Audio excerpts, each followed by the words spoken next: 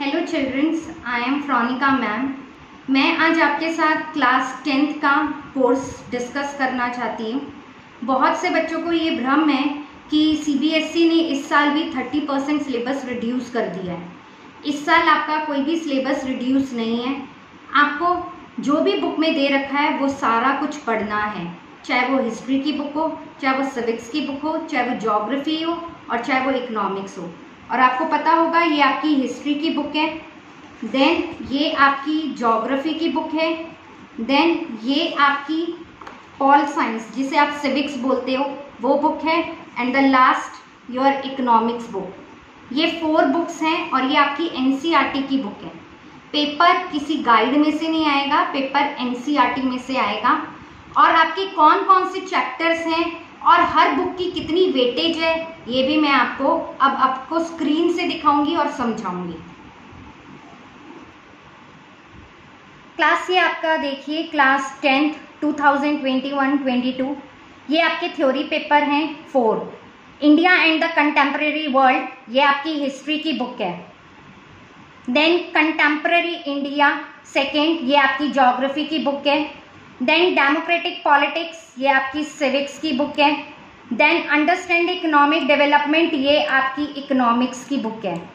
तो चारों बुकों का वेटेज हिस्ट्री 20 मार्क्स, ज्योग्राफी आपका 20 मार्क्स, देन सिविक्स आपका 20 मार्क्स, देन इकोनॉमिक्स आपका 20 marks and the total is 80 marks. आप काउंट करके भी देख सकते हैं। हिस्ट्री की बुक 20 मार्क्स की है, आपकी ज्योग्राफी की बुक 20 मार्क्स की है, सिविक्स की बुक 20 मार्क्स की है और इकोनॉमिक्स की बुक 20 मार्क्स की और 80 मार्क्स का आपका ये पेपर है। बहुत से बच्चों को ये डाउट रहता है कि किसी की सब्जेक्ट की वेटेज ज़्यादा है। नहीं, सब सब्जेक्ट की वेटेज बराबर है। तो अब हम देख लेते हैं अपना हिस्ट्री का सिलेबस। सबसे पहले हम बात कर रहे हैं India and the contemporary world. That book is your history book. अब हिस्ट्री की बुक में आपका कौन कौन सा चैप्टर आ रहा है? The rise of nationalism in Europe ये आपके सेक्शन 1 में है। और सेक्शन 1 में जो है आपका इवेंट एंड प्रोसेसेस, उसमें 2 चैप्टर है। पहला rise of nationalism in Europe and nationalism in India. ये दोनों चैप्टर आपके पेपर में आते हैं।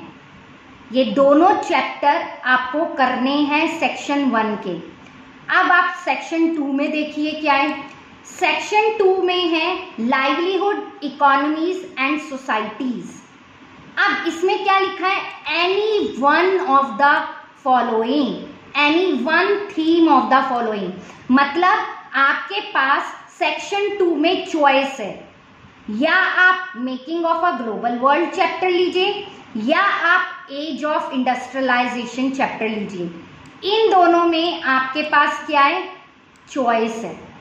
इन दोनों में आपके पास चॉइस है, आपको कोई एक चैप्टर उठाना है। आई बात समझ में? अब हम सेक्शन 3 देख लेते हैं। सेक्शन 3 में कौन सा चैप्टर है? Everyday life, culture and politics. इसमें एक ही चैप्टर है और वो आपको करना है, that is print culture and the modern world. आई बात समझ में? तो टोटल आपके कितने चैप्टर हो गए? टोटल आपके कितने चैप्टर हो गए? सेक्शन ए में कोई चॉइस नहीं है। Rise of nationalism in Europe ये पूरा आएगा। नेशनलिज्म इन इंडिया ये पूरा आएगा। नेक्स्ट सेक्शन 2 में आपके पास चॉइस है, या तो आप making of a global world लीजिए या आप एज ऑफ इंडस्ट्रियलाइजेशन लीजिए। इन दोनों में आपके पास चॉइस है। नेक्स्ट आपका जो है section 3 everyday life, culture and politics. इसमें जो आपका चैप्टर है that is your print culture. This is also a compulsory chapter. Clear हुआ आप सबको? हिस्ट्री में कितने चैप्टर करने हैं? इसका मतलब आपको टोटल 4 चैप्टर्स करने हैं हिस्ट्री में आपको। क्लियर है? अब हम आगे देखते हैं। तो आप सबको समझ में आ गया होगा। अब हम बात करेंगे दूसरी book that is contemporary India, जिसे आप बोलते हैं ज्योग्राफी, जिसे हम बोलते हैं ज्योग्राफी। आपको मैं दिखा देती हूँ दोबारा से अच्छे से स्क्रीन पे। Yes, this one, this is your contemporary India. ये बुक कौन सी है आपकी? ज्योग्राफी, और इसकी भी वेटेज है 20 मार्क्स। आपको नजर आ रहा होगा 20 मार्क्स। क्लियर है? तो इसका पहला चैप्टर जो कंपलसरी है, जो आपको पढ़ना ही पढ़ना है, that is resource and development.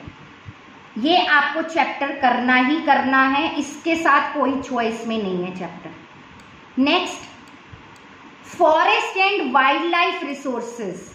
ये वाला जो चैप्टर है, ये आपके स्कूल के टीचर्स इन्हें पीरियोडिक टेस्ट में ले सकते हैं, लेकिन ये चैप्टर बोर्ड में नहीं आएगा। आपके टीचर, स्कूल के टीचर इससे पीरियोडिक में ले सकते हैं, लेकिन बोर्ड एग्जाम में नहीं आएगा ये चैप्टर आपका।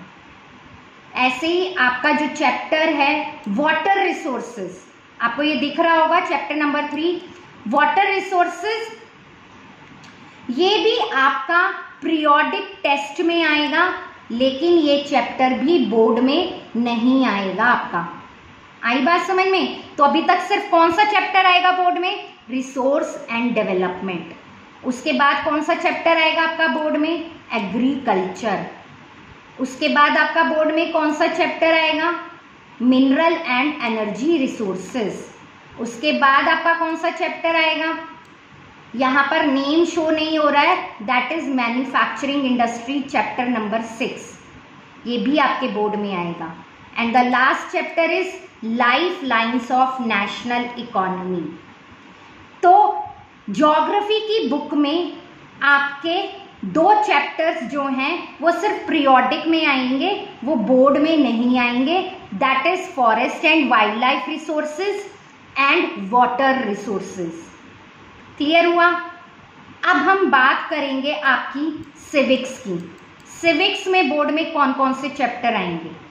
सिविक्स में जो आपका पहला चैप्टर जो बोर्ड में आएगा, दैट इज, मैं आपको दिखा देती हूं, पावर शेयरिंग, देन फेडरलिज्म। अब ये जो थर्ड चैप्टर है ना, डेमोक्रेसी एंड डाइवर्सिटी, ये आपके पीरियोडिक में आएगा, लेकिन ये बोर्ड में नहीं आएगा आपका चैप्टर। क्लियर हुआ? ऐसे ही आपका चैप्टर है पॉपुलर स्ट्रगल्स एंड मूवमेंट्स। ये भी चैप्टर सिर्फ आपका पीरियोडिक में आएगा, बोर्ड में नहीं आएगा। क्लियर हुआ? Political chapters will come in the board exam. Next, outcomes of democracy जो है, ये चैप्टर भी आपका पीरियोडिक में आएगा, लेकिन बोर्ड में नहीं आएगा।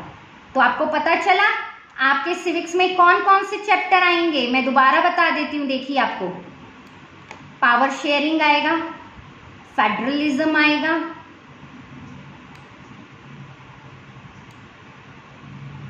पॉलिटिकल पार्टीज आएगा। ये चैप्टर आपके बोर्ड में आएंगे। क्लियर हुआ सिविक्स में? अब हम आ जाते हैं इकोनॉमिक्स में। इकोनॉमिक्स की बुक का नाम है अंडरस्टैंडिंग इकोनॉमिक डेवलपमेंट। अब इसमें बोर्ड में कौन कौन से चैप्टर आएंगे? इसके बोर्ड के आपके 4 चैप्टर हैं। पहला है डेवलपमेंट, सेकंड है sectors of the economy, third है money and credit, and the last जो आपका चैप्टर है दैट इज ग्लोबलाइजेशन। इसमें ये आपका शो नहीं हो रहा है, that is your 4th chapter is globalisation. ये 4 चैप्टर हैं आपके जो बोर्ड में आएंगे। पहला development, second sectors of the Indian economy, third is money and credit, and the 4th is globalisation. ये स्टार्टिंग के 4 चैप्टर हैं जो आपके बोर्ड में आएंगे। चैप्टर नंबर 5 जो है वो आपका प्रोजेक्ट वर्क है, कंज्यूमर राइट। इकोनॉमिक्स की बुक में आपका जो चैप्टर नंबर 5 है वो आपका प्रोजेक्ट वर्क है, कंज्यूमर राइट। और आपका प्रोजेक्ट वर्क भी मैं आपको दिखा देती हूँ, ये देखिए, every student has to compulsory undertake any one project on the following topics. आपको 3 टॉपिक्स दे रखे हैं, उनमें चॉइस है, आपको किसी एक टॉपिक पे प्रोजेक्ट बनाना है 10th में। कंज्यूमर अवेयरनेस, सोशल इश्यूज या सस्टेनेबल डेवलपमेंट। क्लियर हुआ? और इसका वेटेज भी दे रखा है आपको। क्लियर हो गया आप सबको? अब आपके मैप में क्या आता है, मैप भी देख लीजिए। हिस्ट्री का मैप मैंने आपको दे रखा है, नेशनलिज्म इन इंडिया। इसका लिंक मैं आपको डिस्क्रिप्शन बॉक्स में दे दूंगी कि आपके कितने मैप वर्क हैं। और ज्यादातर क्या, हिस्ट्री में तो नेशनलिज्म इन इंडिया का ही मैप आता है। और ज्योग्राफी में मैंने आपको जो चैप्टर बताए, कौन कौन से चैप्टर मैंने बताए आपको ज्योग्राफी में मैंने मैप के लिए, मैप सब में से आएगा ना आपका, रिसोर्स एंड डेवलपमेंट में से सॉइल आएंगी, वाटर रिसोर्सेज में से आपके डैम आएंगे, agriculture, minerals and energy resources. Map आपका ऑलमोस्ट सारे चैप्टर में से आएगा और आपको सिर्फ यही मैप वर्क में पढ़ना है। जो मैं आपको नाम दिखा रही हूं ना स्क्रीन पे, ये सीबीएसई के थ्रू अलॉटेड है सिलेबस। आपको जो इसमें नेम दे रखे हैं, आपको सिर्फ इसी मैप वर्क को करना है। क्लियर हुआ क्लास? तो मैंने आपका डाउट क्लियर करा है। इस साल कोई अभी तक सर्कुलर नहीं आया है कि सीबीएसई ने आपका सिलेबस रिड्यूस किया है। पिछले साल 30% सिलेबस गवर्नमेंट ने रिड्यूस किया था, लेकिन इस साल आपका बोर्ड में अभी तक कोई ऐसा इंफॉर्मेशन नहीं आया है कि आपके सिलेबस को कम किया गया है। आपको पूरा सिलेबस पढ़ना है। हिस्ट्री में मैंने आपको बता दिया, आपके 4 मेन चैप्टर हैं, rise of nationalism in Europe, nationalism in India, print culture और आपका मेकिंग ऑफ ग्लोबल वर्ल्ड और इंडस्ट्रियलाइजेशन में चॉइस है। इकोनॉमिक्स में आपके 4 चैप्टर हैं। जो आपका 5th चैप्टर है कंज्यूमर अवेयरनेस, वो आपके प्रोजेक्ट का चैप्टर है। ऐसे ही मैंने आपको सिविक्स का सिलेबस बता दिया। ऐसे ही सिलेबस मैंने आपको ज्योग्राफी का बता दिया। ज्योग्राफी में आपका जो वाटर रिसोर्सेज है and forest and wild life resources है, वो चैप्टर सिर्फ पीरियोडिक में आएगा, बोर्ड में नहीं आएगा, लेकिन उसमें से मैप वर्क आपका बोर्ड में आएगा। उस चैप्टर का मैप वर्क जरूर आएगा बोर्ड में। क्लियर है? तो बड़े ध्यान से पढ़िएगा और किसी के भी बहकावे में आने की जरूरत नहीं है। बोर्ड का पेपर टोटली एनसीईआरटी में से आता है। आपको कोई गाइड नहीं पढ़नी, आपको एनसीईआरटी को थॉरली पढ़िएगा। एक एक बॉक्स, एक एक डेफिनेशन, इवन बैक के क्वेश्चन आंसर, इवन जो बॉक्स में आपको डायग्राम्स दे रखे होते हैं, जो पिक्चर्स दे रखी होती है, उन्हें बड़े ध्यान से पढ़िएगा। बोर्ड उन्हीं में से क्वेश्चन पूछता है और इस बार का पेपर वैल्यू बेस्ड होगा। आई बात समझ में? अब मैं आपको वैल्यू बेस्ड क्वेश्चंस की भी प्रैक्टिस कराऊंगी कि बोर्ड में किस तरीके से क्वेश्चन पूछे जाएंगे, किस तरीके के पैसेज आएंगे। इसलिए आपका एनसीईआरटी बुक को थॉरली पढ़ना बहुत जरूरी है। आप गाइड मत पढ़िए, एनसीईआरटी के एक बुक को उठाइए और थॉरली एक एक लाइन को बड़े अच्छे से समझिए और पढ़िए। Thank you. अगर आपको मेरा वीडियो अच्छा लगे तो please like, share and subscribe जरूर करिएगा मेरे चैनल को।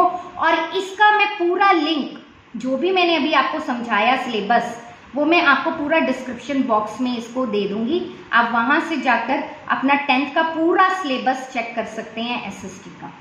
तो thank you, best of luck, stay home, stay safe.